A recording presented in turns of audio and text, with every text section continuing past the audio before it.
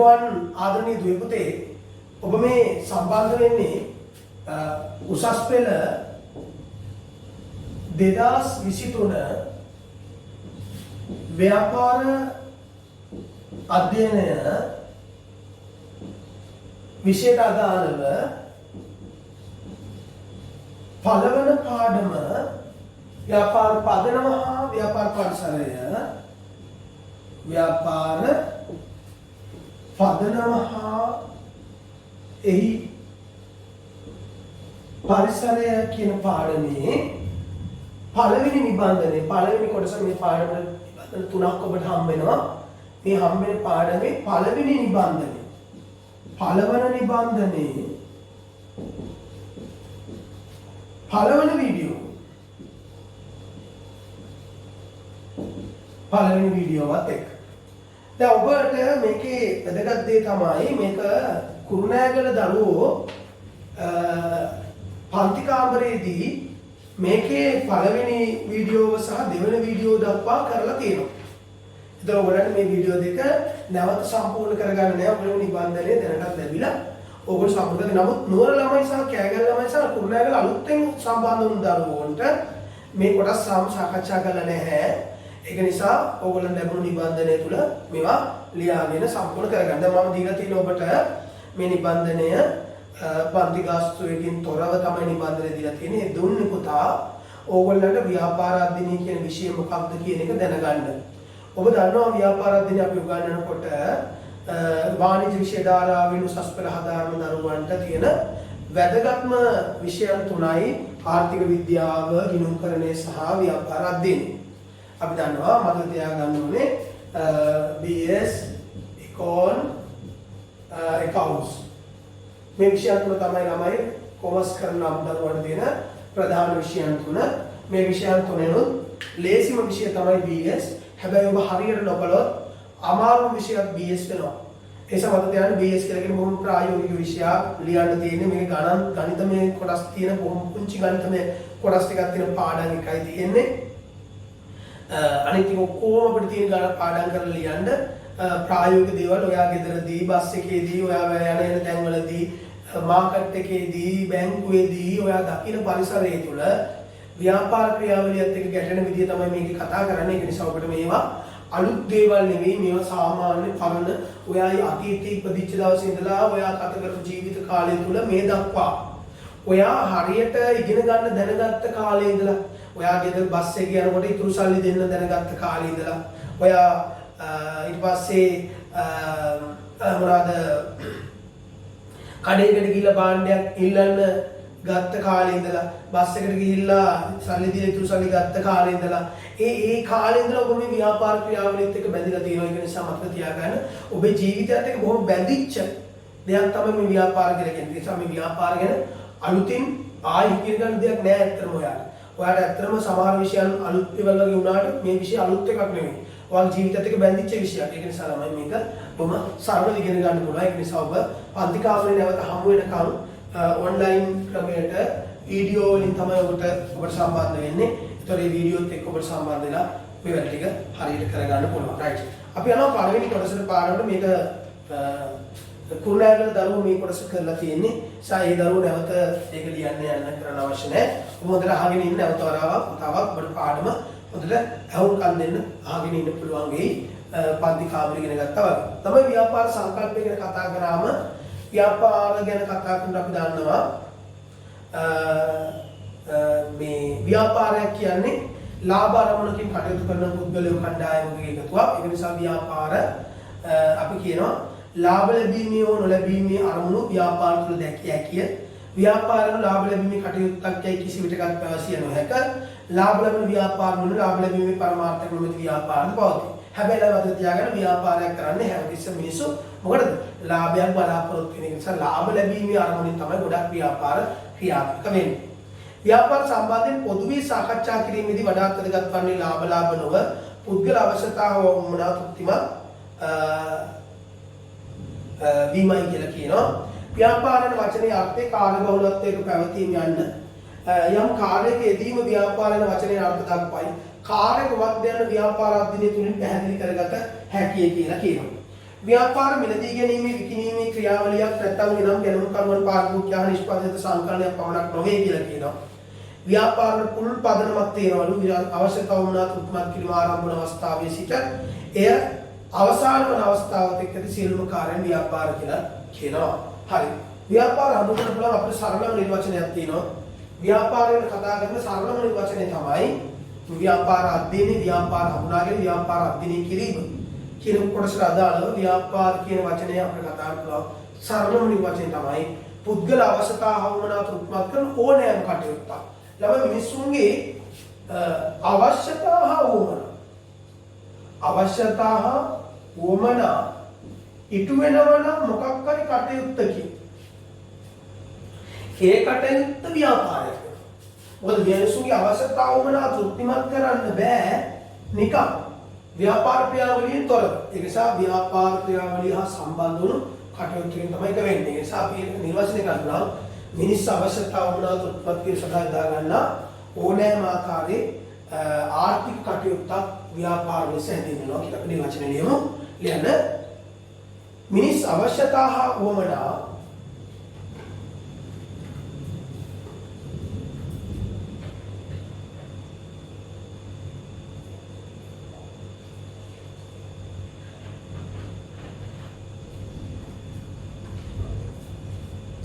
තෘප්තිමත් කිරීම සඳහා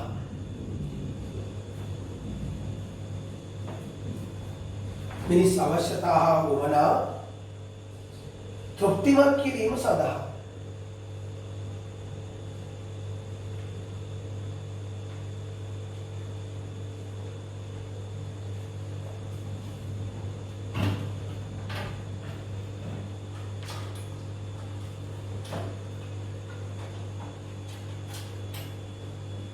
ගොඩනැගී ඇති ඕනෑම කටයුත්තක්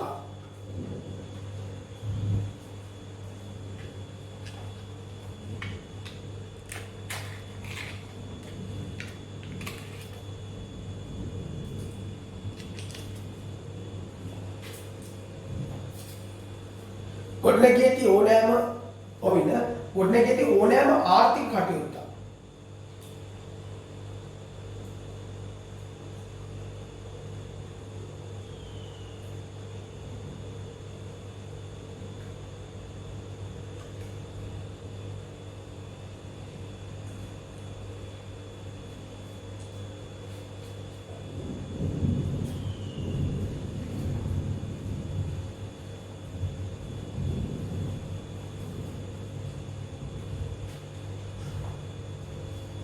ඕනෑම ආර්ථික කටයුත්තක් ව්‍යාපාර ලෙස හැඳින්විය හැකිය.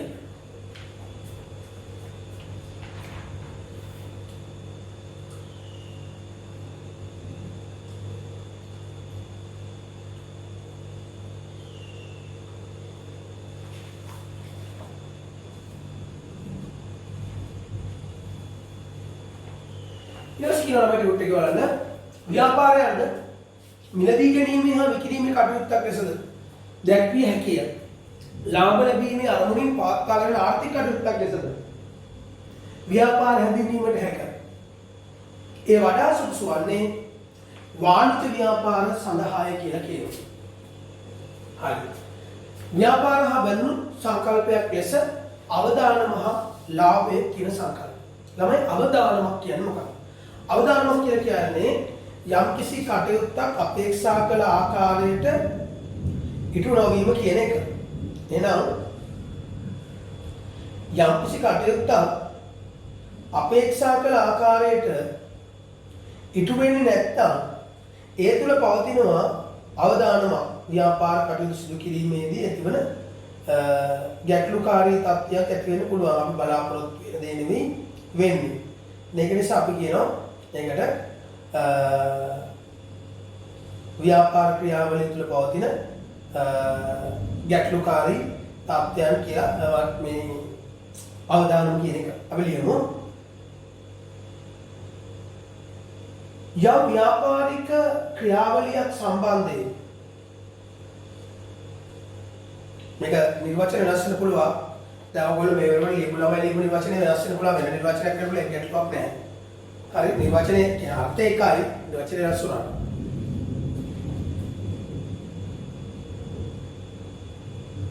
යම්කිසි ව්‍යාපාර කටයුත්තක් සම්බන්ධයෙන් අපේක්ෂා කළ තත්ත්වයක් ඇති නොවීමට ඇති.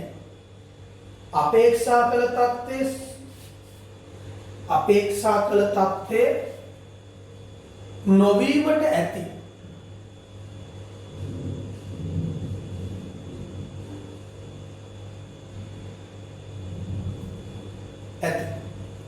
අවිනිශ්චිතතාවය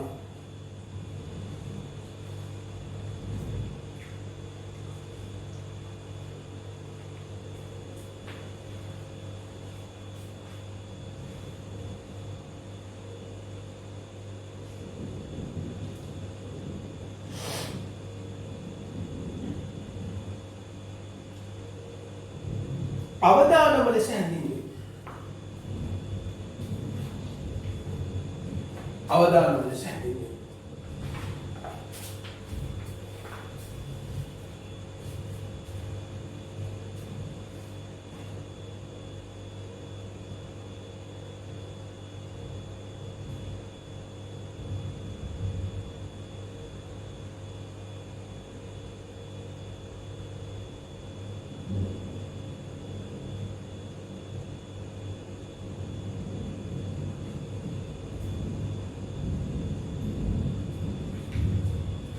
හරි. අවදානම ලාභය කියලා තමයි වියදම ඉක්මවා ඇති ආදායම නැත්නම් අතිරික්ත ආදායම වියදම ඉක්මවලා තියෙන යන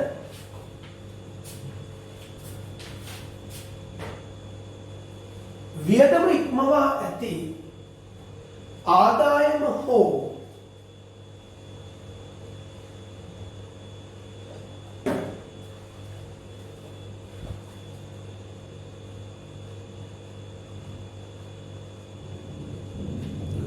වියදම ඉක්මවා ඇති ආදායම හෝ ආදායමින් වියදම අඩු කළ විට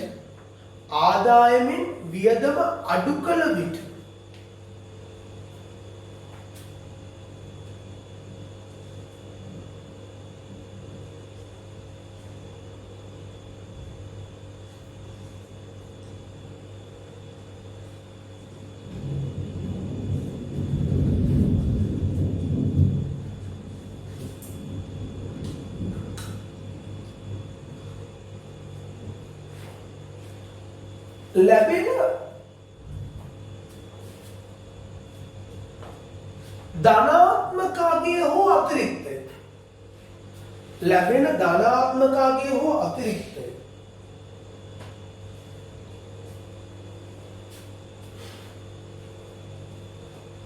ලාභය වේ.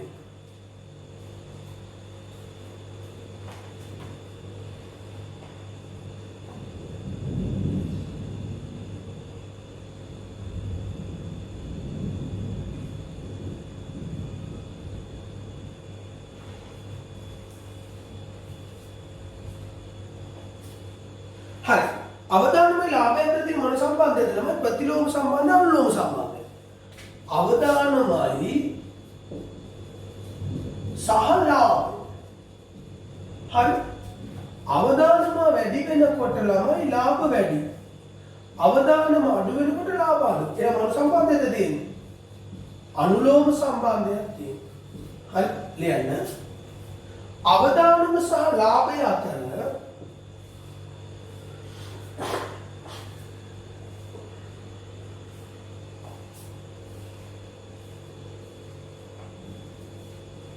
අනුලෝම සම්බන්ධතාවයක් පවතී.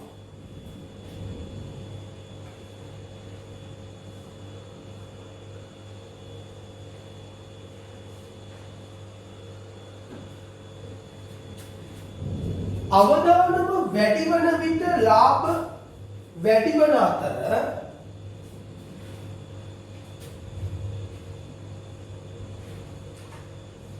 අවදානම අඩු වන විට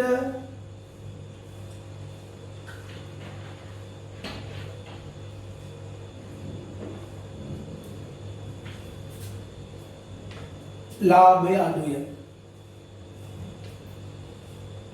අවදානම අඩු වන විට ලාභය අඩුය. ඒ කියන්නේ මේ අවදානම වැඩි වෙන්න ලාභ වැඩි වෙනවා. දැන් උදාහරණයක් විදිහට ළමයි යම්කිසි මුදලක් පුද්ගලයේ ඉතිරි කිරීමේ ගිණුමක දැම්මොත් ලැබෙන පොලියට වඩා පොලියට දුන්නොත් ලැබෙන පොලිය වැඩි.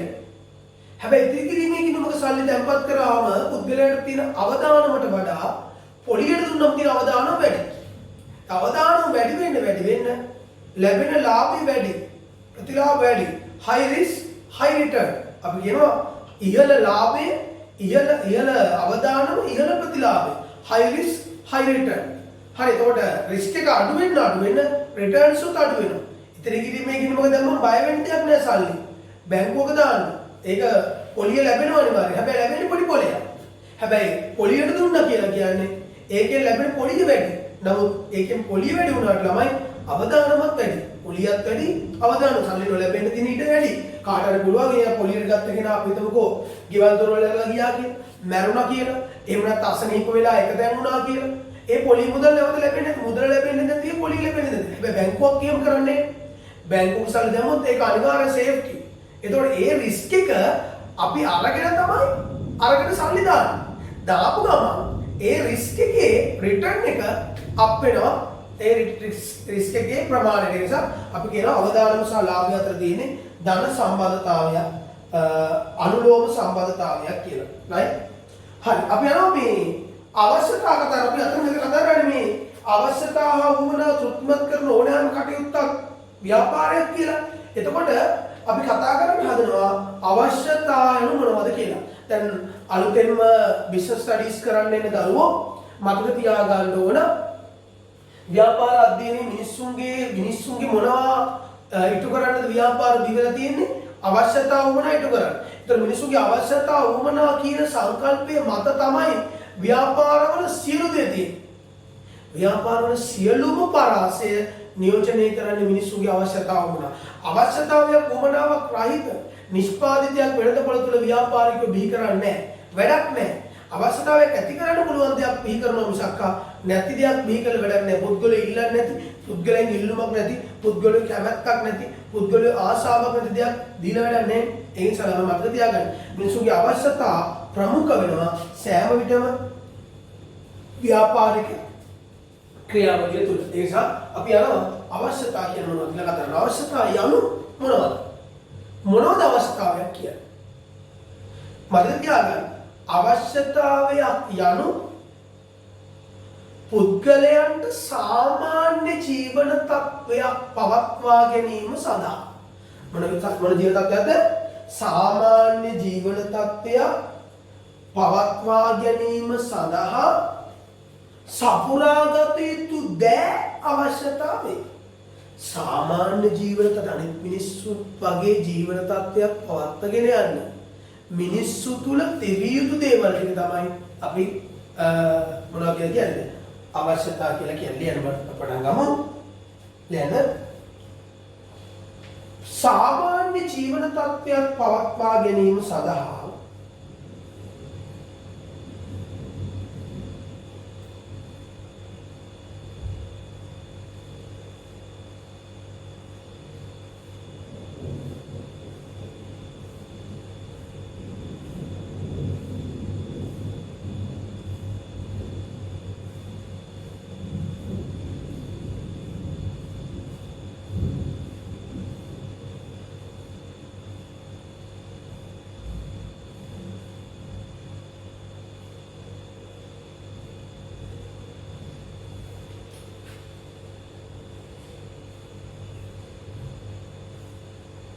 පවත්වාගෙන සඳහා පුද්ගලයන් විසින් සපුරාගත යුතු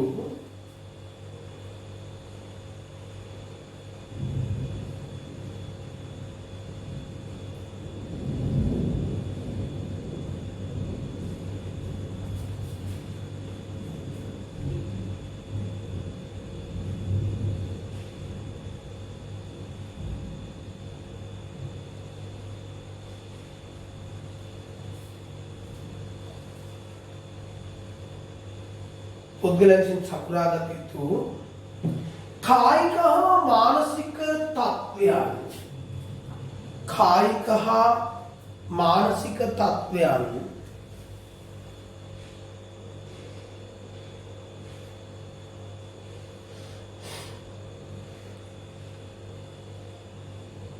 අවශ්‍යතා ලෙස හැඳින්වේ.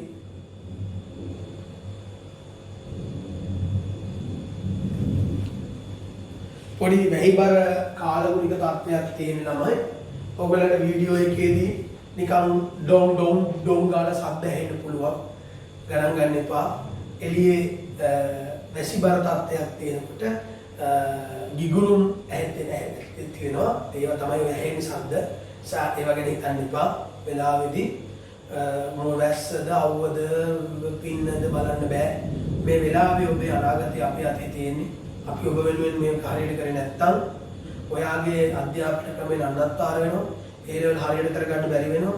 ඒ ලෙවල් බිඳ වැටෙනවා. බිඳ වැටෙනවා තමයි 21ක් බිඳ වැටලා තියෙන්නේ 20ක් බිඳ වැටුණා. 22ක් බිඳ වැටෙනවා මේ ප්‍රශ්න නිසා. 23ටත් ඒක බලපාන්න දෙන්න බෑ. ඒක නිසා තමයි ව්‍යාපාර අධ්‍යයනයේ second group first group කතන්දර නැහැ. දැන් මේ ගම පන්ති කරගෙන යන්නේ. තමයි first group එකක් second group එකක් කියලා විභාගෙට ප්‍රතිඵලයෙන් පෙර කණ්ඩායමක් ප්‍රතිඵලාවට පසු කණ්ඩායමක් කියලා දැන් කතා කරන්න දෙයක් නැති වෙනවා. මොකද මාස දෙකක් පො තුනක් යනකම් මේ විදිහට අපිට වැඩ කරන්න වෙනවා. ඒ නිසා හරියට මේ වීඩියෝ ටික බලලා හරියට වැඩ ටික කරන්න යාළුවන්ට එකතු වෙන්න කියන්න, එකතු වෙලා වැඩ කරන්න කියන්න. වැඩ කරන්න මම ඔබත් එක්ක වැඩ කරනවා මානසිකව. හරි. එහෙනම් කායික මානසික තත්ත්වයන් අවශ්‍යතා ලෙස හැඳින්වේ කියලා කියනවා. හරි. ළමයි කායික සහ මානසික කියලා කියන්නේ මතක තියාගන්න අවශ්‍යතා අපේ මේ ගතට දෙන්න අවශ්‍යතාවක් තියෙනවා. මනසට දෙන්න අවශ්‍යතාවක් තියෙනවා. ගතට දෙන්න අවශ්‍යතාව අපි කියනවා කායික අවශ්‍යතාවයන්. මනසට දෙන්න අවශ්‍යතාවට අපි කියනවා මානසික අවශ්‍යතාවයන්. හරි. අපි යම් ටියුට් එකේ දිනවා අවශ්‍යතාව අපිට අලෙවිකරණය නෙමෙයි. මේ අවශ්‍යතාව වුණා වැඩිපුර කතා කරන්නේ අලෙවිකරණය කියන පාඩම. අලෙවිකරණය. අලෙවිකරනවා කියලා කියන්නේ වෙනද පොළ තුල විකුණුම් කරනවා කියලා අපි සරලව නිකන් හිතමුකෝ. අලෙවිකරනවා කියලා කියන්නේ විකුණුම් කරන්නේ නෙමෙයි. බතම මේ විශේෂ තම ආධුනිකයෙක් නිසා නිකන් හිතන විකුණුම් ඊට වඩා පුළු සංකල්පයක් අලෙවිකරණය කියලා. අලෙවිකරණය ඇතුළේ එක පොඩි සංකල්පයක් තමයි විකුණුම් කියන්නේ. විකුණනවා කියන ප්‍රොඩක්ට් එකක් එළියට දානවා. ප්‍රොඩක්ට් එක එළියට දාන මිනිසුන්ගේ අවශ්‍යතාවවලනේ. ඒ නිසා අලෙවිකරණයේ සම්බන්ධයෙන් නිර්වචනයක් ඉදිරිපත් වෙනවා. අලෙවිකරණය ඇතුලේ අවශ්‍යතාවවලට. ඒක ඉදිරිපත් කරන පිලිප් කොට්ලර් කියලා කියන අලෙවිකරණයේ පියා. අලෙවිකරණය කියන ක්‍රියාවලිය ලෝකෙට හඳුන්වා දෙන්නේ අලෙවිකරණ ක්‍රියාවලිය පිළිබඳව පැහැදිලි කිරීම කරන්නේ පිලිප් කොට්ලර් කියන කළමනාකරන දාර්ශනිකයා. ඔහු කියනවා අලෙවිකරණයේදී අවශ්‍යතාව කියලා කියන්නේ මෙන්න මේකයි කියලා වචන. ඒක ළමයි ඔයගොල්ලෝ ඒලවල වචන නෙවෙයි. නමුත් අවශ්‍යතාව කියන එක පැහැදිලි කරද්දී ව්‍යාපාර දුර්ගන්න ගුරුවරු විදියට අපිට සාධාරණීකරණයක් අනුමුණු කරන්න ඕන. ඒක නිසා ඒ සාධාරණීකරණය තමයි මේ කරන්න මතක තියාගන්න.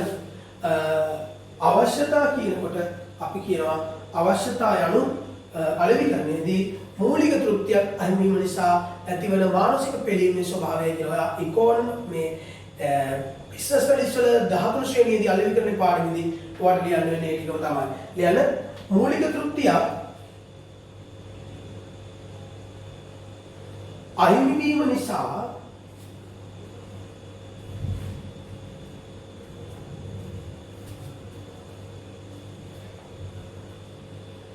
ඇතිවන මානසික පෙළීමේ ස්වභාවය.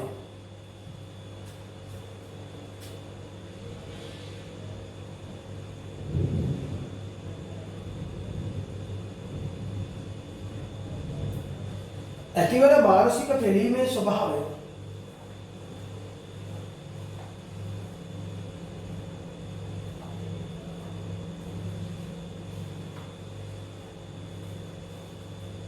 අවශ්‍යතා ලෙස හැඳින්වේ. අවශ්‍යතා ලෙස හැඳින්වේ.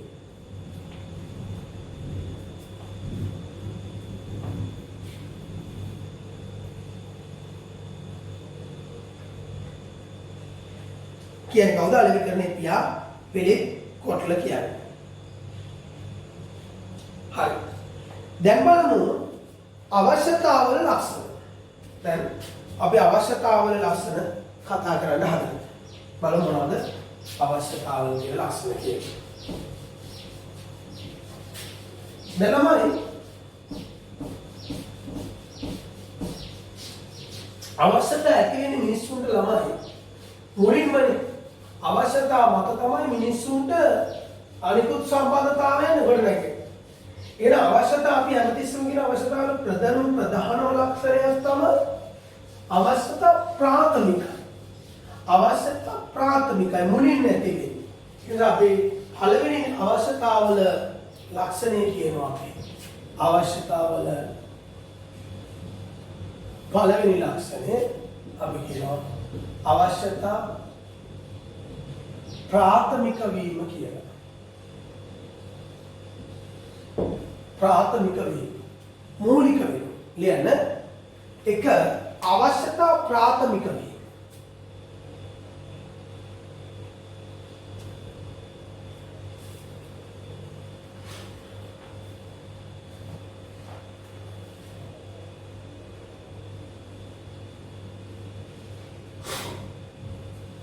ලියන්න. අවශ්‍යතා ඇතිවන්නේ පුද්ගලයන් තුළ මූලිකවමය. අවශ්‍යතා ඇතිවන්නේ පුද්ගලයන් තුළ මූලිකවමය.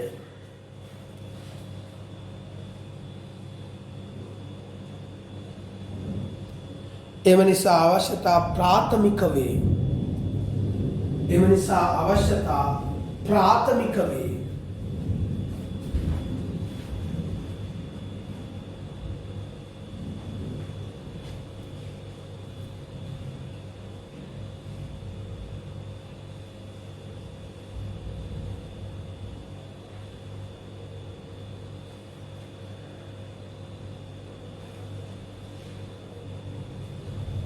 එමෙන්නා අවශ්‍යතා ප්‍රාථමික වේ.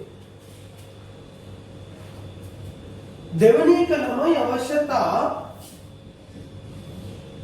පොදු වීම.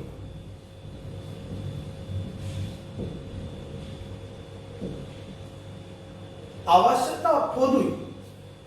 ඒ කියන්නේ අවශ්‍යතා මිනිස්සු හැමෝටම එකම විදිහට තියෙන හැම මිනිස්සෙම එකම අවශ්‍යතාවයන් තියෙන්නේ නේද? අවශ්‍යතා පොදු වීම. ලියන්න. අවශ්‍යතා සෑම පුද්ගලයෙකුටම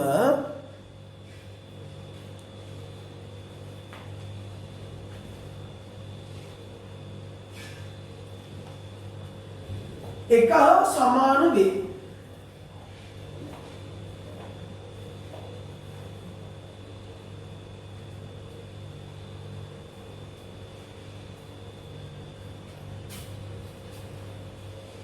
එබැවින් අවශ්‍යතා පොදුවේ.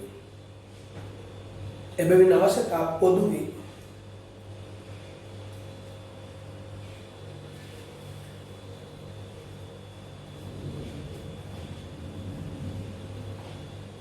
දැන් තුන්වෙනි එක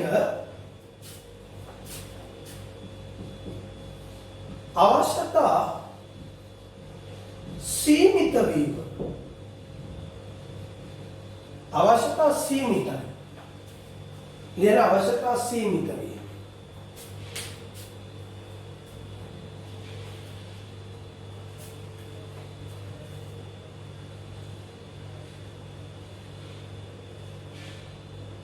ලියන සෑම පුද්ගලයෙකුටම තම ජීවිත කාලය තුල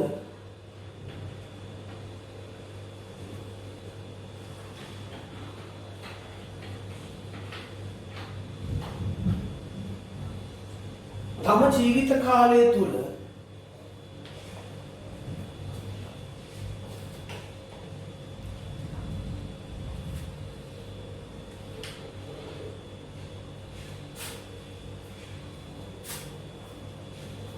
තෘප්තිමත් කරගත යුතු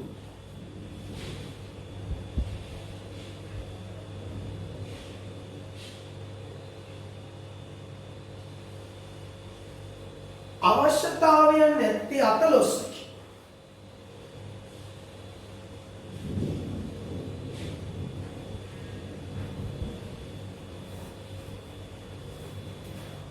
අවශ්‍යතාවයන් නැති 14කි.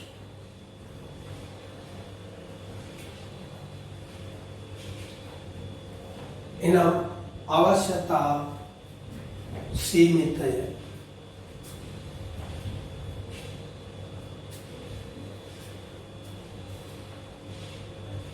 හතර අවශ්‍යතා ළමයි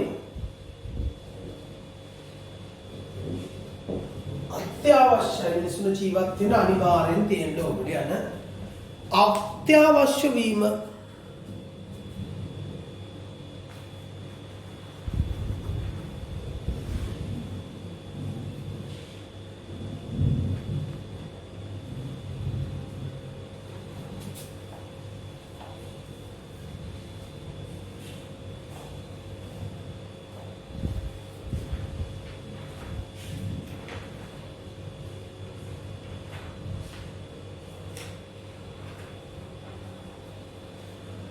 අත්‍යවශ්‍ය වීම. ලියන්න. අවශ්‍යතා පුද්ගලයන්ට ජීවත් වීම සඳහා අවශ්‍යතා පුද්ගලයන්ට ජීවත් වීම සඳහා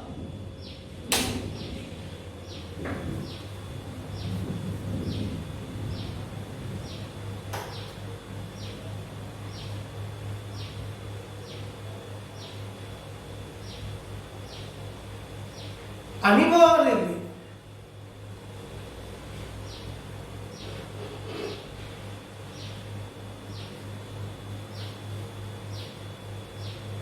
එනම්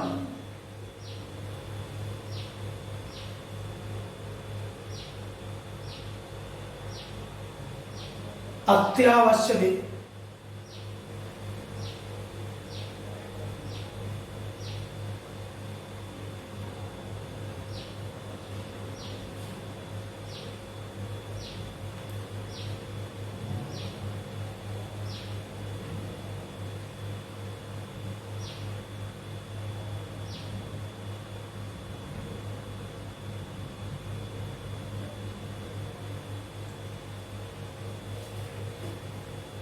අවසානයේ කල අවශ්‍යතා ළමයි නිර්මාණය කරන්න බෑ.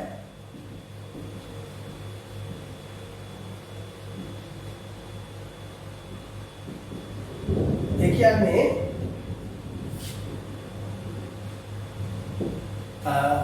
කිසිම වෙලාවක තැනීමෙන් ප්‍රචාරණය මගින් වෙනත් ක්‍රමයක් මගින් මිනිස්සු තුළ අවශ්‍යතා නිර්මාණය කරන්න බෑ. තියෙන අවශ්‍යතා ටික විතරයි මිනිස් ජීවිතය තුළ ගොඩනැගිච්ච අවශ්‍යතාවයන් ටිකක් තියෙනවනම් ඒ ටික විතරයි ළමයි තියෙන්නේ. ඒ ටික තමයි මරණකම්ම තියෙන ගොඩක් වෙලාවට. එයන්න ප්‍රචාරණය මගින් හෝ වෙනත් ක්‍රම හරහා පුද්ගල වර්ණයට බලපෑම් කරන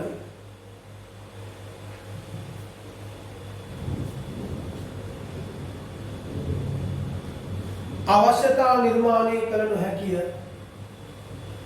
අවශ්‍යතා නිර්මාණය කළ නොහැකිය.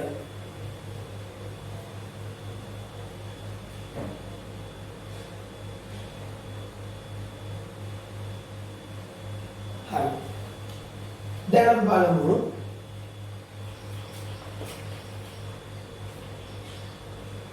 වර්තමානයේ මූලික අවශ්‍යතා තෘප්තිමත් කර ගැනීමට අමතරව තවත් අවශ්‍යතා බිහි කරගෙන තියෙනවලු.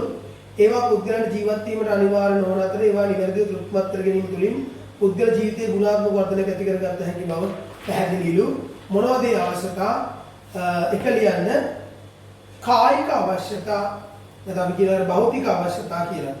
කායික අවශ්‍යතා වරණ දෙන්නේ භෞතික අවශ්‍යතා. දෙවෙනි එක ලියන්න මානසික අවශ්‍යතා.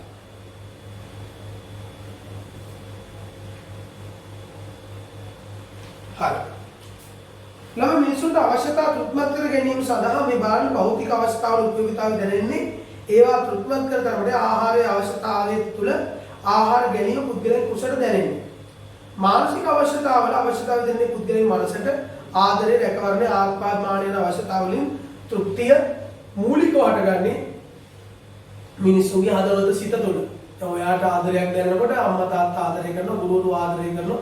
ඒතර වාගේ හිතට තෘප්තිය දෙනවා. ඔයාගෙන ඔයාව අගය කරනවා. ඒතර ඔයා පිළිගැනීමක් තියෙන සමාජෙට ඒතර ඒක වගේ මනසට දැනෙනවා. පත් කනවා, ඇඳුමක් අඳිනවා වගේ හැඟීමක් නෙවෙයි ඒක. ඒක දැනෙන්නේ මනසට. ඒකයි මනසට දැනනවා කියලා කතා කරන්නේ. හරි. අවශ්‍යතා ඉටු කරගත හැකි ආකාර කතා කරොත් අවශ්‍යතා ඉටු කරගන්න පුළුවන් ආකාර පුද්ගලයාට අවශ්‍ය කරන ප්‍රධාන ආකාර කිහිපයක් තියෙනවා. එක ලියන්න self production කියලා කියන්නේ ස්වයං නිෂ්පාදනය මගින්. තමන් හදලා තමන් අවශ්‍යතා තෘප්තිමත් කරගන්න පුළුවන්. තමන්ට ආහාරයක් හදාගන්න පුළුවන්. තමන්ට ඇඳුමක් පැළඳුමක් හදාගන්න පුළුවන් අවස්ථා තියෙනවා. නේ? තමන්ට ගියක් හදාගන්න ඔක්කොලියට මොනවද කියලා පැල්පතක් හදාගන්න වගේ ක්‍රම. අතීතේ ස්වයංපෝෂිත ආර්ථික ක්‍රමවලදී මේක ක්‍රියාත්මක වුණා. දෙක පොරේෂන් කියන ළමයි බලහත්කාරය. බලහත්කාරය. තුන බෙගින් කියන්නේ පුතා බෙගින් කියන්නේ මොකද්ද? සිඟමන් යෙදීමෙන්. හතර එක්ස්චේන්ජ් කියන්නේ හුවමාරුව මගින්. හතර හුවමාරුව මගින්. ප්‍රසන්ස් කියනවායි පහ ත්‍යාග හෝ ප්‍රදාන.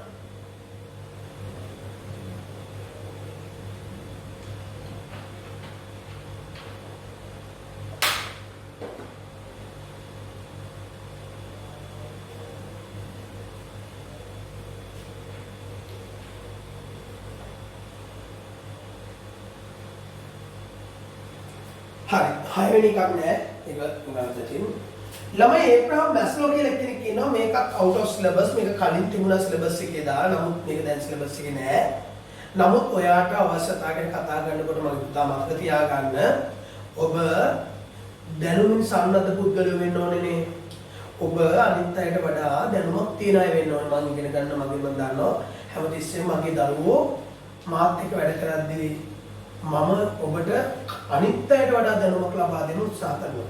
ඒතකොට ඔයාගේ සීට් එකේ යහපැත්ත සීට් එකේ වාඩිලා ඉන්න ඔයාගේ යාළුවට වඩා ඔයා තුළ ඊට වඩා දැනුමක් තියෙනවා. හැම විෂයකදීම අපි උත්සාහ කරනවා ඔබට විශේෂිත වැඩිපුර දැනුමක් ලබා දෙන්න. ඒක නිසා මම තියාගන්න අවශ්‍යතාව ගැන කතා කරනකොට ඒබ්‍රහම් මැස්ලෝ කතා නොකරම බෑ. ඒබ්‍රහම් මැස්ලෝ හඳුන්වා දෙන අවශ්‍යතා ධූරාවලි න්‍යාය කියලා එකක්. ඒකෙන් එයා කියනවා අවශ්‍යතාව මිනිස්සු ඉටු කරගන්නේ එකපාරට ඉගෙන ගන්නවා වගේ අවස්ථා ඉටු කරගන්නේ නැහැ. අවස්ථා ඉටු කරන ක්‍රමයක් තියෙනවා මිනිස්සුගේ ජීවිත තුළ. මේක ඇයි මෙහෙම මම කතා කරන්නේ අභිප්‍රේරණ න්‍යායන් තුළ අවශ්‍යතා ධූරාවලි න්‍යාය කියලා න්‍යායක් තියෙනවා. අභිප්‍රේරණ වලට කතා කරන්නේ 13 ශ්‍රේණී කළමනාකරණය කියන පාඩමේ මෙහෙයවීම කොට කියන කොටසේදී තමයි කතා කරන්නේ. එතකොට එතනදී කතා කරනවා. එතනදී කතා කරන තැන ඇත්තටම ඔබට සමීප වෙන තැන තමයි මෙතන ඉස්සෙල්ලාම මුණ ගැහෙන තැන්වලදී ඔබ දැනුවත් කරලා තිබ්බම ඔබ ඒ දැනුමත් එක්ක බොහොම ඉස්සරහට යනවා. ඒක නිසා මත ධ්‍යාන ඒබ්‍රහම් මැස්ලෝ බලන පුද්ගලයන් තම අවශ්‍යතා ප්‍රමුඛතා පදනමක් පද පිළිගස්වා ඒවා තෘප්තිමත් කරන බව සොයාගන්න ලැබුණා. ඒ අවස්ථා ධූරාවලිය වේ. කළමනාකරණ සඳහාම ධූරාවලි සංකල්පේ පවුල යොදාගන්න ලැබේ. ඒබ්‍රහම් මැස්ලෝ නම් කළමනාකරණ විද්‍යාඥයා විසින් හඳුන්වා දුන් අවස්ථා ධූරාවලි hierarchy of needs මගින් මෙම ප්‍රමුඛතාවය පැහැදිලි කර ඇත. right පළවෙනි එක ලියන්න භෞතික අවශ්‍යතා. එක භෞතික අවශ්‍යතා.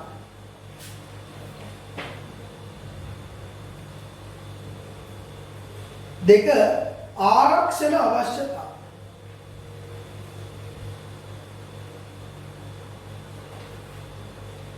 තුන සමාජ අවශ්‍යතා.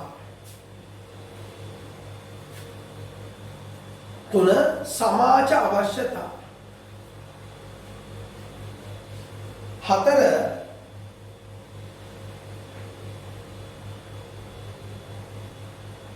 මමත්ව අවශ්‍යතා.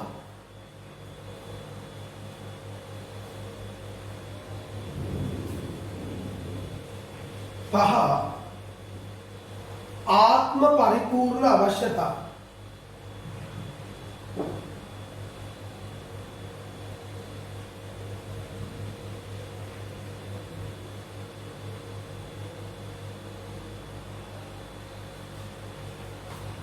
ආත්ම පරිපූර්ණ අවශ්‍යතා.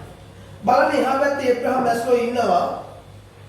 ඒබ්‍රහම් මැස්ලෝ බලන්න ඒකේ අර පිරමීඩ් එකක් තියෙනවනේ. ඒ ත්‍රිකෝණෙ උඩම තියෙන ළමයි ආත්ම පරිපූර්ණ අවශ්‍යතා. ඊට පස්සේ තියෙන්නේ මමත්ව අවශ්‍යතා. ඊට පස්සේ සමාජ අවශ්‍යතා. ඊට පස්සේ දෙවෙනියට තියෙන්නේ ආරක්ෂණ අවශ්‍යතා. එකට තියෙන්නේ භෞතික අවශ්‍යතා. මතක තියාගන්න. උඩට යනකොට අවශ්‍යතා බොහොම ටිකයි. මුලින් තියෙනවා ගොඩාක් හරි අනුකූල මිනිස්සුන්ට මූලික අවශ්‍යතා තමයි වැඩිපුර මිනිස්සු තුළ තියෙන්නේ. ඒක තමයි මේ අවශ්‍යතා ධූරාවලි න්‍යාය හරහා පෙන්නලා තියෙන්නේ. ඒබ්‍රහම් මැස්ලෝ අවශ්‍යතාවයක් ඉටු කරගන්න මිනිස්සු තුළ ගොඩනගෙන තියෙන සංකල්පය තමයි අවශ්‍යතා ධූරාවලි න්‍යාය කියන්නේ. අවශ්‍යතා ඇති වෙන මිනිස්සුන්ට එකපාරට නෙවෙයි අවස්ථාවෙන් ඉටු කරගන්න ක්‍රමයක් ක්‍රමික පදනමක් තියෙනවා කියලා තමයි මේකේ කියන්නේ. right. අපි යනවා වමන කතා කරන්න. වමන. ළමයි අවශ්‍යතාවල ඊළඟ කොටස තමයි වමන. වමන. අවශ්‍යතා ඉටු කරගන්න විවිධ ක්‍රම අපි කියනවා වමනා කියලා.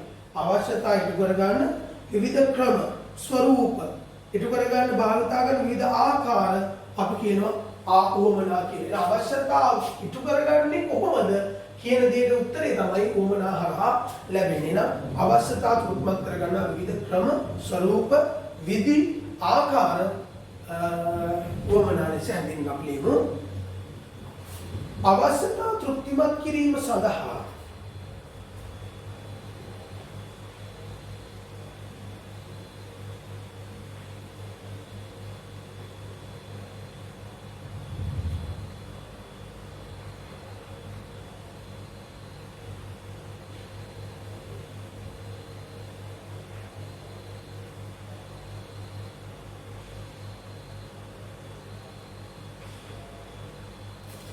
යොදා ගන්නා විවිධ ක්‍රම හෝ ස්වરૂප, විවිධ ක්‍රම හෝ ස්වરૂප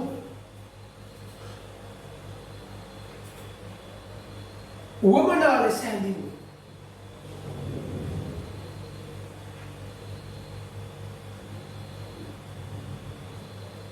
වමනා ලෙස හැඳින්වේ.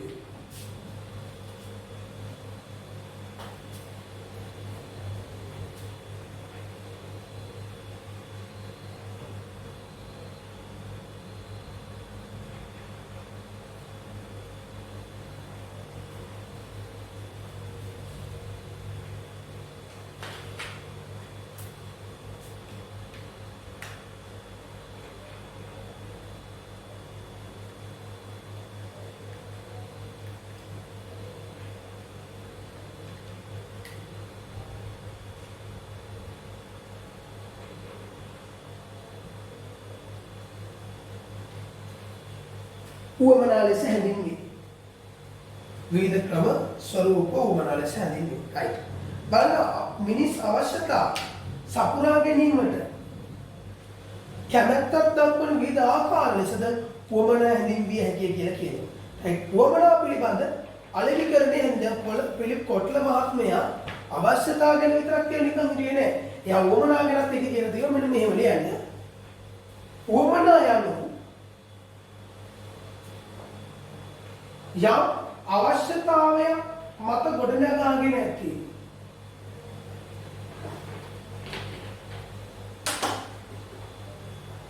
යම් අවශ්‍යතාවයක් මත ගොඩනගාගෙන ඇති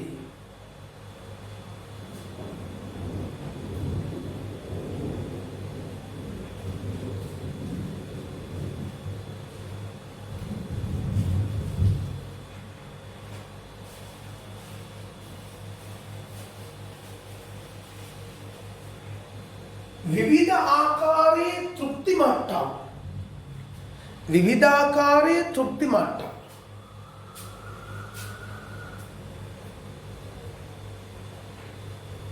විවිධ ආකාරයේ තෘප්ති මට්ටම්ය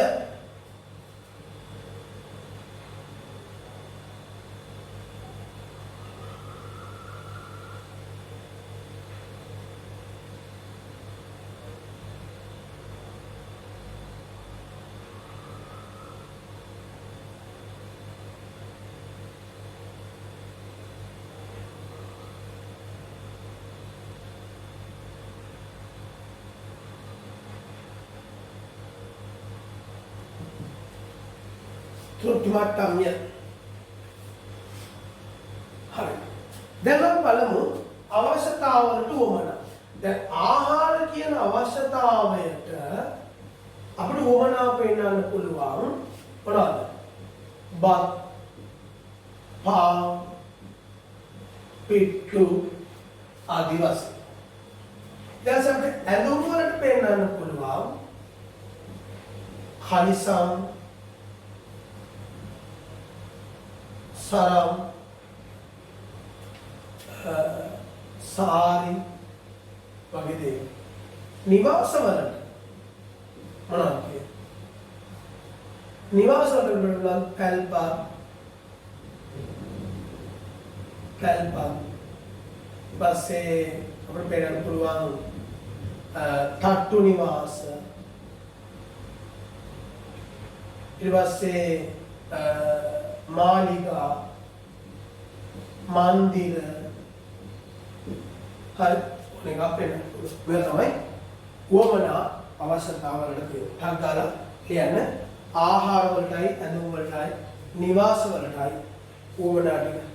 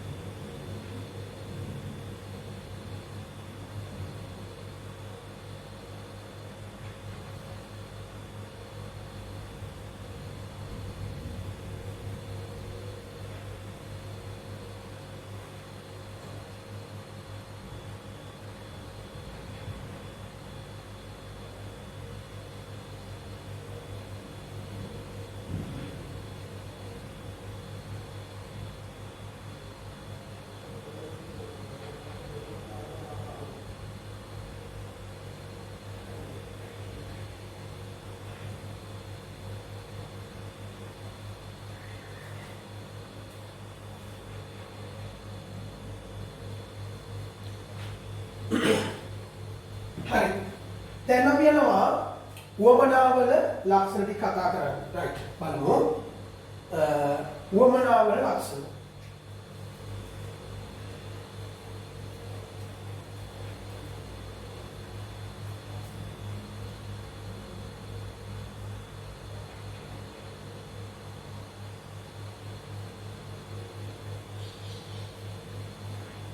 දැන් බලන්න අවශ්‍යතාවල ලක්ෂණ වලට සමාන්තරව තමයි උවමනාවල ලක්ෂණ තියෙන්නේ.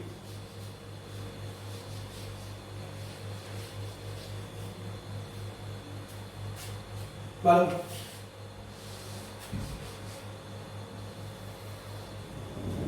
අවශ්‍යතා ප්‍රාථමිකයිනේ. හැමතිස්සෙම තමයි අවශ්‍යතා මත උවමනා ඇති වෙන නිසා උවමනා දුතික. උවමනා දෙවෙනියට ඇති. ලියන්න. උවමනා දුතික වීම.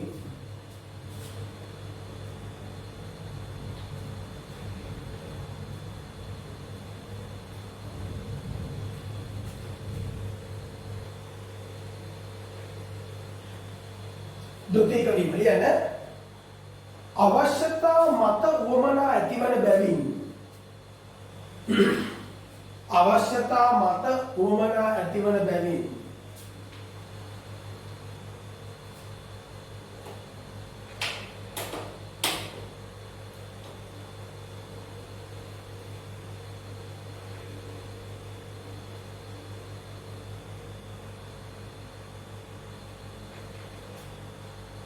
උවමනා දුතික වේ.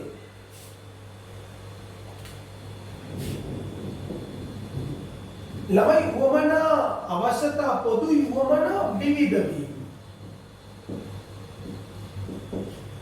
කියන උවමනා පැත්තේ උවමනා විවිධ වීම.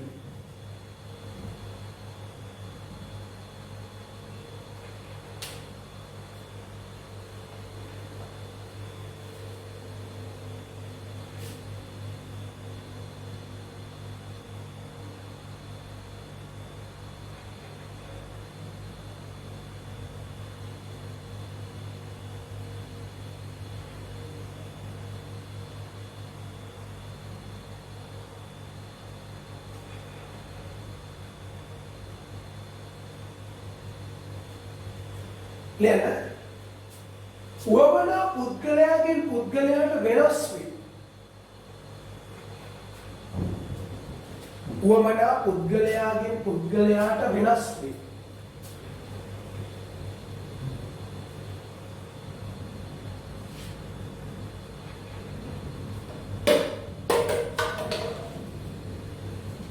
උවමනා පුද්ගලයාගෙන් පුද්ගලයාට වෙනස් වේ.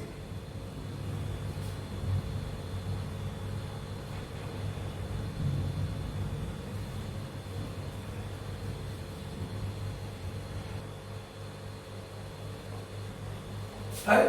ඊට පස්සේ ළමයි උවමනා ළමයි අසීමිතයි. අසීමිත වීම. උවමනා අසීමිත වීම. ලියන්න. එක අවශ්‍යතාවයකට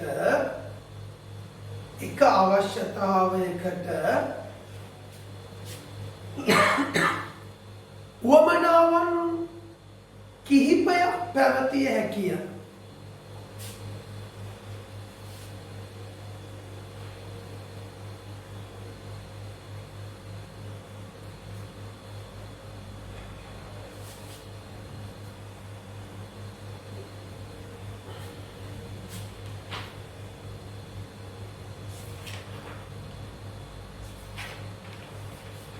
හරි. ඊළඟ අත්‍යවශ්‍ය වීම මේක අත්‍යවශ්‍ය නොවීම. ඊළඟ අත්‍යවශ්‍ය නොවීම.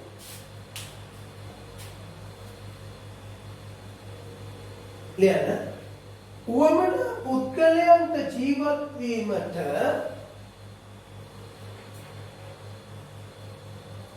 අනිවාර්ය නොවේ.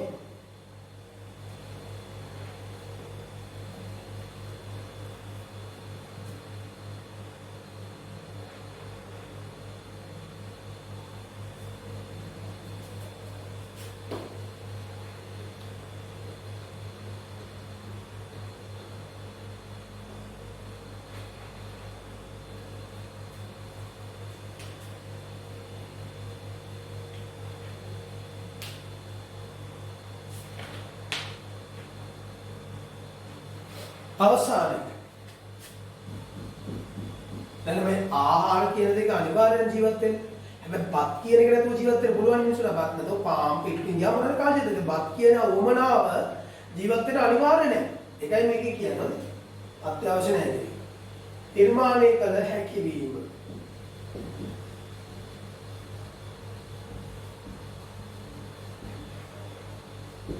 නිර්මාණය කළ හැකි වීම.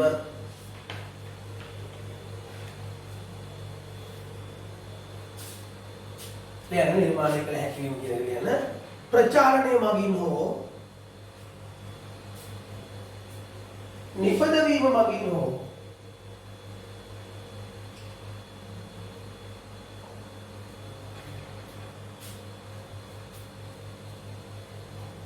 පාරිභෝගික වර්ණයට බලපෑම් කර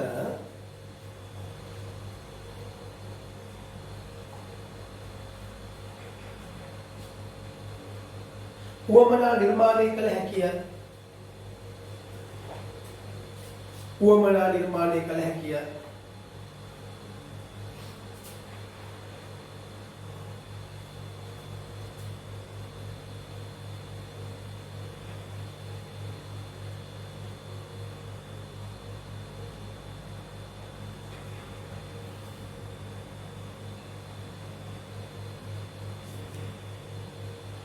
හරි. අවශ්‍යතාව මොනවා පැහැදිලි කිරීම කියන කොටසට ගිහිල්ලා ටක් ගාලා ලියන්න මෙන්න මේ අවශ්‍යතාව ටික. එක ලියන්න ආහාර. ඒතර ආහාර වල මොනවද වමනා තියෙන්නේ? ඇඳුම් නිවා ඇඳු ආහාර වල තියෙන්නේ බත් පාම් පිට්ටු ඒ වගේ දේවල්. දෙවෙනි එක ලියන්න ඇඳුම්.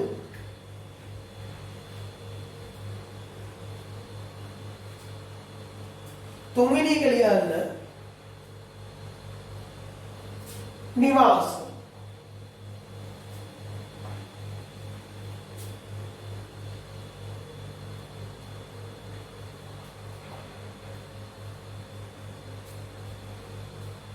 හතරවෙනි එක ලියන්න.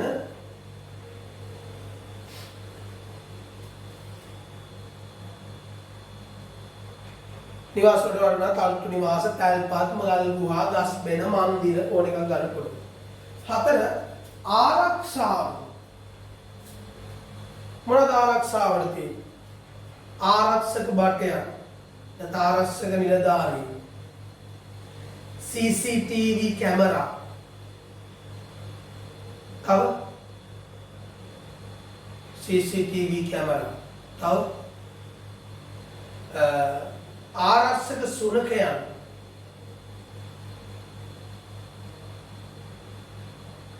ගේට්ටු හා සේප්පු.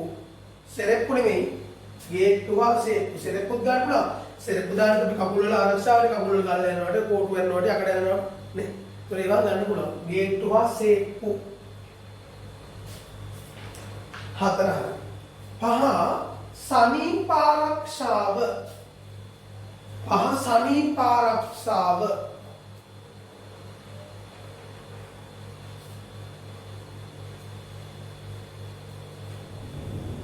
සනීප ආරක්ෂාවට අපිට පුළුවන් කියන්න කැලිකසල ප්‍රවාහනය. කැලිකසල ප්‍රවාහනය.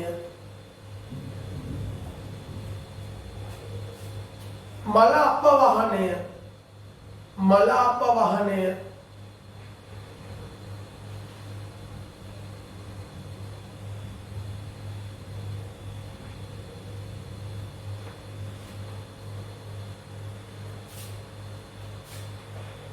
කැලිකසල ප්‍රවාහනය, මල අපවහනය, බෝවන රෝග පාලනය.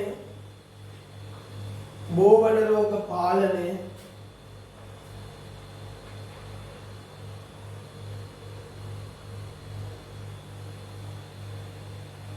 පිරිසිදු ජලය භාවිතය. පිරිසිදු ජලය භාවිතය. 6 වෙනි එකට ලියන්න අධ්‍යාපනය. අධ්‍යාපනය.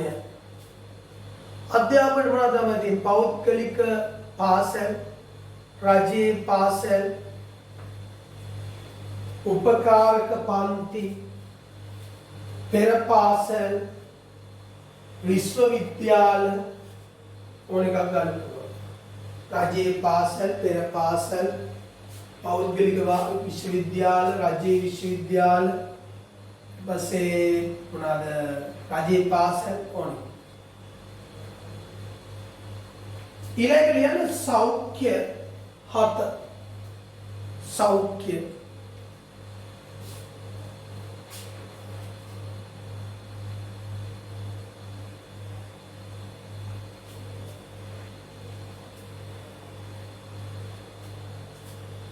සෞඛ්‍යයට කියන්න පුළුවන් මොනවාද?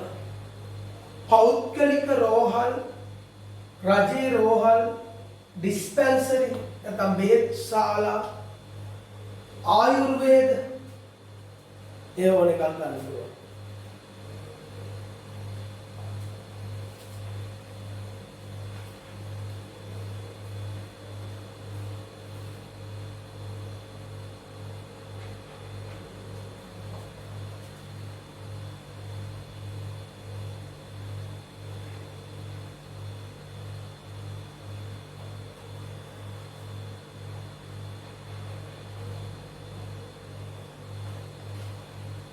ඊට පස්සේ ලියන්න ආත්ම තෘප්තිය. ඊට ලියන්න ආත්ම තෘප්තිය. මිනිසුන්ගේ ආත්ම තෘප්තිය කියන අවශ්‍යතාවයට මොනවද තියෙන වමනා? වැඩිහිටියන්ට සැලකීම, වැඩිහිටියන්ට සැලකීම, අසරණයන්ට පිහිටවීම,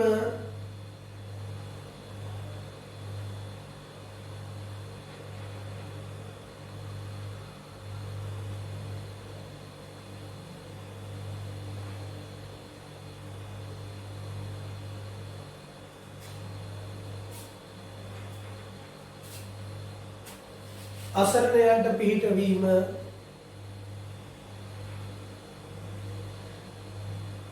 ආත්ම තෘප්තියද ආගමික කටයුතු සිදු කිරීම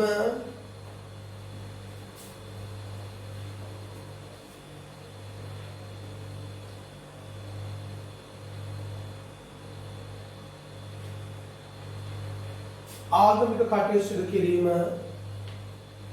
සමාජීය කටයුතු වලට දායක වීම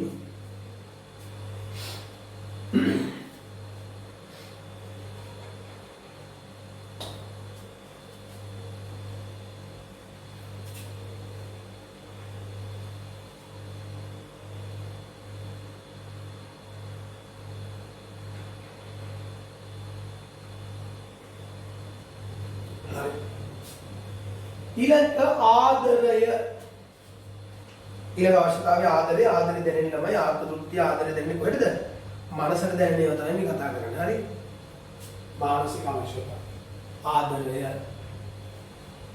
ආදරය ආගමකී අදහන්න පුළුවන් කියලා කියනවා නේද මොන බලන්න ආදරය ඉස්සර දැනෙන දෙමෝපියන්ගෙන් පාලිත හිටියට අනික් කට්ටියකින් කියලා ඒගොල්ලන්ගෙන් නෙවෙයි හරිද ආදරය තියෙන දෙමෝපියන්ගෙන් ගුරුවරුන්ගෙන් සහෝදර සහෝදරියන්ගෙන්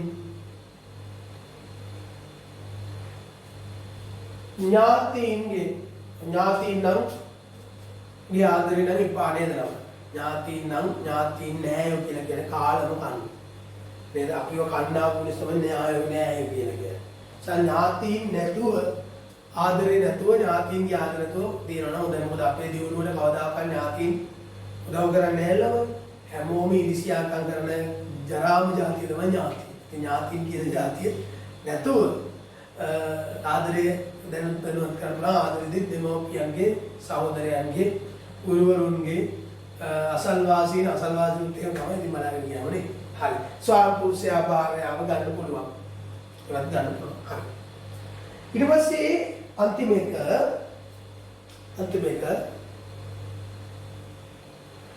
සමාජ පිළිගැනීම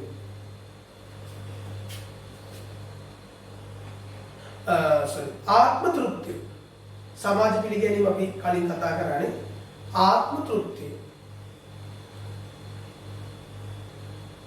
සමාජ පිළිගැනීම මම මතක ඉඳලා ආත්ම තෘප්තිය කතා කළේ නේද කමනේ ආත්ම තෘප්තිය ගත්තම දෙකම එකයි ළමයි ආත්ම තෘප්තියට වැඩිහිටියන්ට පිටවීම සැලකීම අසරණයන්ට පිටවීම ආගමික කටයුතුවලදීම සමාජීය වැඩවලදීම ආත්ම තෘප්තියට ගන්න පුළුවන් සමාජ පිළිගැනීමට ගන්න පුළුවන් ඒ එකම එකයි හරියට අමතකව වටවනම් ආත්ම තෘප්තියට ගන්න පුළුවන් මොනවාද පොත්පත් ලිවීම පොත්පත් කියවීම වැඩිදුර අධ්‍යාපන ලැබීම ඉගෙන නොගත් අධ්‍යාපන ශාස්ත්‍රවලට යොමු වීම බලන්න පුළුවන්. හරි. රයිට්. අපි යනවා අවශ්‍යතා හා වමනා අතර වෙනස්කම් කතා කරමු. අපි මේ තියෙන්නේ අවශ්‍යතා වමනා අතර වෙනස. තාග්ගාලේ. අවශ්‍යතා ප්‍රාථමිකයි වමනා ද්විතීකයි අවශ්‍යතා පොදුයි වමනා විවිධයි අවශ්‍යතා සීමිතයි වමනා අසීමිතයි අවශ්‍යතා අත්‍යවශ්‍ය වමනා අත්‍යවශ්‍ය නැහැ අවශ්‍යතා නිර්මාණය කළ නොහැකි වමනා නිර්මාණය කළ හැකි. ඉක්මනින් ලියන්න විනාඩි කිහිපයකදී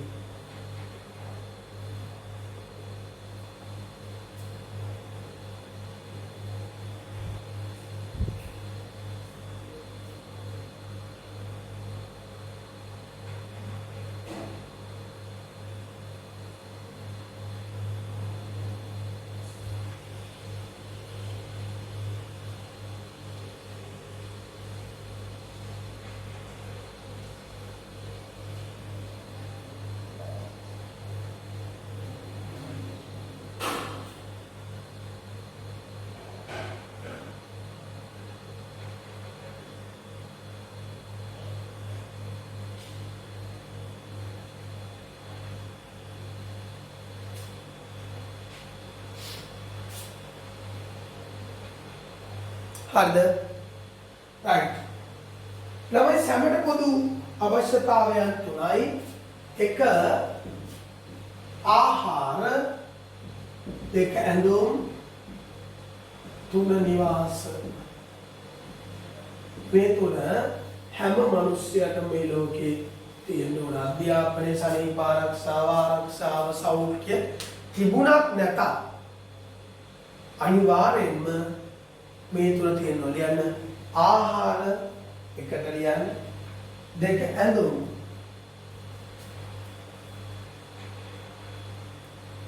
තුන නිවාස හරි එන ළමයි අපි මේ අවසන් කරන්නේ ව්‍යාපාර අධ්‍යයනය 2023 අලුත් පන්තියේ මගේ දරුවන්ගේ පළවෙනි ව්‍යාපාර අධ්‍යයනයේ පාඩම 18ක පෙළ ගැස්මක 12 වසරේ පාඩම් 11ක පළවෙනි පාඩම සිලබස් එකේ තියෙන වැඩිම කාල පරිච්ඡේද සංඛ්‍යාවක් තියෙන පාඩම කාල පරිච්ඡේද 50ක් තියෙන ලොකුම පාඩමේ පළවෙනි ටියුට් එකේ පළවෙනි වීඩියෝ තමයි මේ අවසන් වෙන්නේ. මම තියාගන්න පළවෙනි පාඩමේ පළවෙනි නිබන්ධනයේ පළවෙනි කොටසේ වීඩියෝ තමයි මේ අවසන් වෙන්නේ. එහෙනම් අපි මේ කතා කරා ව්‍යාපාරයක් කියන්නේ මොකක්ද? අවශ්‍යතා කියන්නේ මොනවද? අවශ්‍යතාවල ලක්ෂණ, ඒ වගේම ඉබ්‍රාහිම් මැස්ලෝ මතක් කරා, ඒ වගේම පිලිප් කොට්ලර් මහත්මයා මතක් කරා. ඒ දෙන්න අවශ්‍යතාවලදී සම්බන්ධ වෙන දෙන්නේ. ඒ දෙන්න සිලබස් එකේ නතර මතක් කරා. ඊට පස්සේ උවමනා කතා කරා, උවමනාවල ලක්ෂණ කතා කරා, අවශ්‍යතා උවමනා අතර වෙනස කතා කරා, සැමට පොදු අවශ්‍යතා ආහාර දුම් නිවාස කියන කතා කරේ නම් අවශ්‍යතා කියලා කියන්නේ පුද්ගලයන් ජීවත් වීම සඳහා අනිවාර්යයෙන් තිබිය යුතු දෑ. ඒවා තෘප්තිමත් කරන විවිධ ස්වරූප විවිධ ක්‍රම වමනා කියලා අපි කිව්වා. එහෙනම් අවශ්‍යතා ප්‍රාථමිකයි, පොදුයි, සීමිතයි, අත්‍යවශ්‍ය නිර්මාණය කර නොහැකියි කියලා කිව්වා. වමනා අසීමිත තීකයි, විවිධයි, අසීමිතයි, අත්‍යවශ්‍ය දෑ නිර්මාණය කර හැකියි කියලා කිව්වා. ඔය ටික තමයි පාඩමේ සාරාංශය. ඊළඟ වීඩියෝවේදී අපි ඉල්ලුම කියන කොටසේ ඉඳලා ඉදිරියට කතා කරගෙන යමු ටියුට් එක. පළවෙනි නිබන්ධනයේ ඔයගලන්ට කොහොමත් නොමිලේ මම මේක කරන්නේ සියලුම දරුවන්ට මේ විෂය දැනගන්න, විෂය අවබෝධ කරගන්න, මගේ ඉගැන්වීමේ රටාව ඔයාලට සම්බන්ධ කරගන්න, මගේ ඉගැන්වීමේ රටාව ඔයාලට කොච්චර දුරට සූට්ද, ඒ කියන්නේ සුදුසුද, ඔයා ඒකට ගැලපෙනවද, ඔයාට ඒක ගැලපෙනවද, ඔයා ඒකට කැමතිද, ඒ ඉගැන්වීමේ රටාවත් එක්ක ඉදිරියට යන්න පුළුවන්ද? මෙන්න මේ ටික කතා කරන තමයි මේ පළවෙනි වීඩියෝ ටික ඔයගලට නොමිලේ දරබන්න පුළුවන් වෙන Google Classroom එකේ YouTube එකේ ඔබේ WhatsApp group වල හැම එකකටම මම මේ වීඩියෝස් ටික දානවා. ඒක බලලා හොඳින් අහගෙන වීඩියෝ පොත් ටික සාකච්ඡා කරගෙන බලන්න. ඔබ ගුරුවරයා තෝරා ගැනීමේදී වැදගත්ම දේ විෂය දැනුම පැහැදිලි කිරීම සියලු දේ අනුගත වෙන්න ඕනේ. මොකද මේ විෂය බොහොම සංකීර්ණ විෂයක්, ප්‍රායෝගික විෂයක්. ඒ වගේම එළියේ තියෙන කොටස් ගොඩක් කතා කරන්න තියෙනවා. ඒවා තමයි භාගයට වැඩිපුරම අහන්නේ. ඒක නිසා ඔබට මේක උපරිමයෙන් ලබා දීම තමයි බලාපොරොත්තුව. සාධාරණ දේපොතේ මහන්සිය වැඩ කරන කොරෝනා ප්‍රශ්නය අධ්‍යාපන ක්‍රියාවලිය තුළ 2023 දරුවන්ට හානිදායක නොවන ලෙස. එහෙනම් 2022ටත් හානියක් වෙලා දැන් තියෙන්නේ. 100කටත් හානියක්, 20ට දැඩි ලෙස හානියක් වුණා. නමුත් 23ට හානියක් නොවන තමයි මේ ඉක්මනින් පටන් ගන්න ඉක්මනින් වැඩි කරන්නේ. එහෙනම් ප්‍රතිඵලෙට කලින් ඔයා වාණිජ්‍යද කරන්නේ, කලාද කරන්නේ, විද්‍යාවද කරන්නේ, ගණිතද කරන්නේ, තාක්ෂණද ඒවා තීරණය කරලා පන්ති වල සම්බන්ධයෙන් කොයි කාගෙන් කමන්නේ පන්ති වල වැඩි කරගන්න. මේක ඔයාලට පොඩි සත්කාරයක් වේවි. විෂය තෝරා ගැනීමේදී ව්‍යාපාර අධ්‍යයනය කියන විෂය හඳුනගන්න. ව්‍යාපාර අධ්‍යයන විෂය බොහොම සරල විෂයක්, බොහොම ලේසි විෂයක්, බොහොම මහන්සි වැඩ කරන විෂයක්. ඔබ දන්නවා පන්ති කාමරය තුලේ අපි වැඩ කරන විදිය, ඒ වැඩ කරන විදිය උපරිම දෙයක් කරන්න උත්සාහ කරනවා. ඒ නිසා මහන්සි වැඩ කරන්න. එහෙනම් ඊළඟ වීඩියෝදී අපි මුණ ගැහෙමු. සියලු දෙනාටම සුබ දවසක්. අයිබෝවන්.